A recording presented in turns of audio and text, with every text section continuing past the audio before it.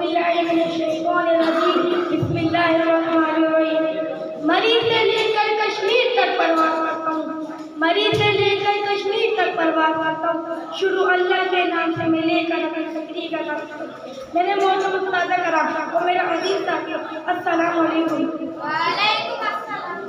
ہمارے محترم یہ بات میں بھی جانتا ہوں یہ کشمیر پاکستان کی شعر ہے لیکن صرف یہ بات کہنے کی حد تک ہے کیونکہ شعر کا مطلب ساتھ کی نالی ہوتا ہے۔ میں آپ سے سوال کرتا ہوں آج کل لگایا جا رہا ہے کشمیر بنے گا پاکستان کشمیر بنے گا پاکستان کیا یہ بات سچ ہے؟ جو بھی نقشے میں کتنا تعلق ہمارے محترم ہمیں کشمیر کی شعر کا مطلب تو معلوم ہے لیکن اس کی لڑائی کا مطلب معلوم نہیں حقیقت تو یہی کہ وہ ملک کو سنبھال سکتے ہیں تو کشمیر کو کیا سنبھالیں گے؟